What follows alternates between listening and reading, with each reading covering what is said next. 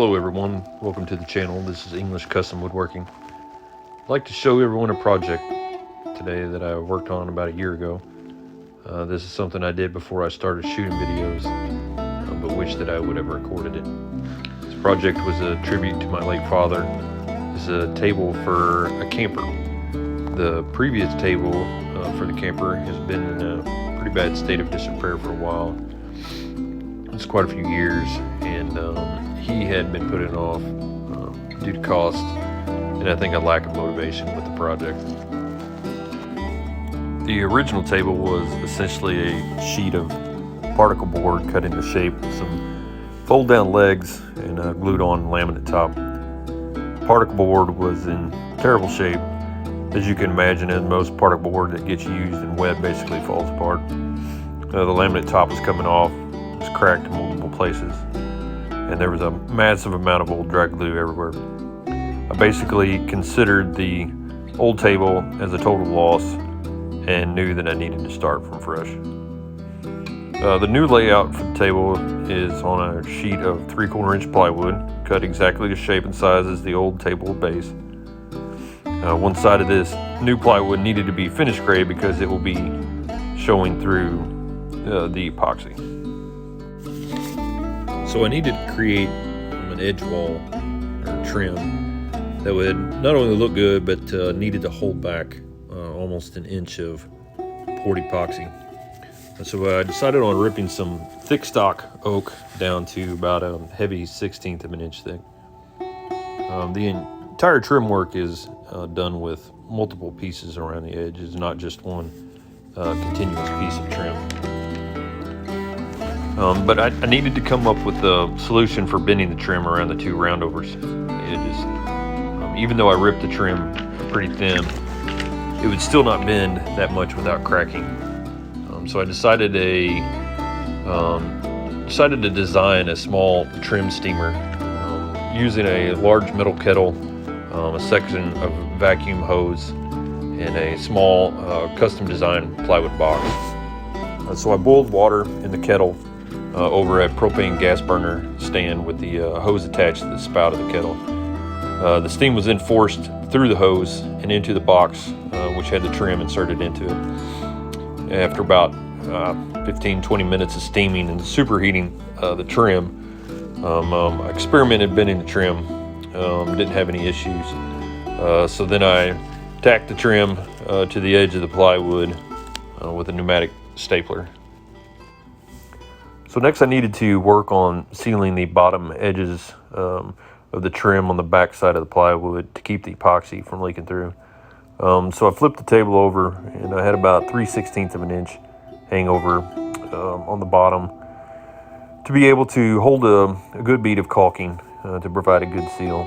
And after I let this dry, I also painted the bottom of the plywood to seal it and to give it a different finish than the rough plywood, because this was a non-finished grade on this side.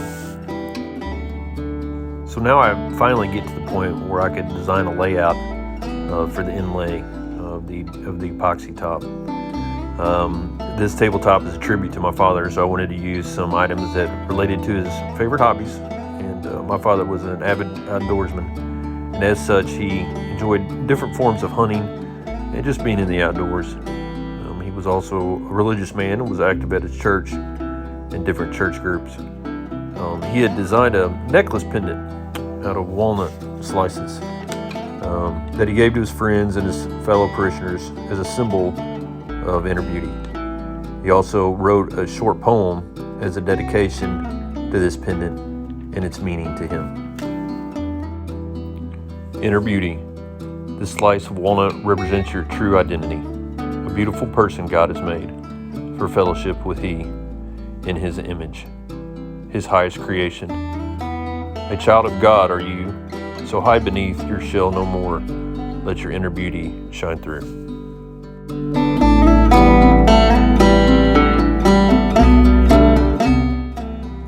After I decided on a layout, I had to decide on how I was going to plan my epoxy pours. I knew I was going to have to do a few different ones.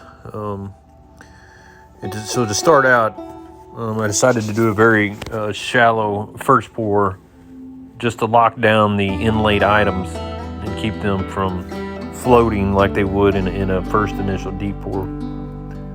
So this worked out well, and then I just had to wait for it to cure. It took a couple days. But after this first small pour cured, I made my only major mistake, which was I went ahead and started my first big pour, which was about a gallon after this first small pour. Got in a hurry, got ahead of myself, but I honestly didn't know that this was going to happen.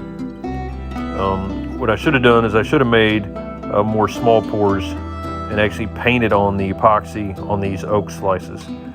But because I didn't, that the wood suffered from major off-gassing. So off-gassing is what I would call release of air from these pores in the end grain in the wood during the epoxy curing process. The chemical process the epoxy goes through while it's curing creates a fairly intense heat, and this heat will warm up the material you poured it on, and then any gases that are inside the wood are forced out. So in this image right here, you can see some bubbles coming out of the in-grain wood pieces. The bubbles that naturally occur from the mixing process and mixing up the epoxy are usually easily fixed. Just have to have a heat gun. But the continuous release of air bubbles from the in-grain is a different problem altogether.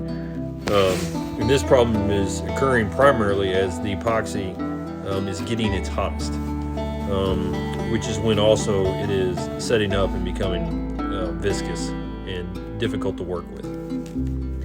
But anyway, so after I fought off this issue, I ended up pouring a total of about 3.5 gallons of epoxy over multiple stages. This was quite a bit more than I predicted, but there are still quite a few bubbles that I couldn't get out. But I think it turned out pretty cool. It's way better than the original table, and I wanted to share it with you guys. So thank you all for watching. If you liked the video, please give me a thumbs up. I've got a few more projects that I didn't record that I'd like to share with you all also. So please keep watching the channel. Make some comments if you want to. Subscribe if you would. And I'll see you on the next one. And remember, everybody, measure twice and cut once.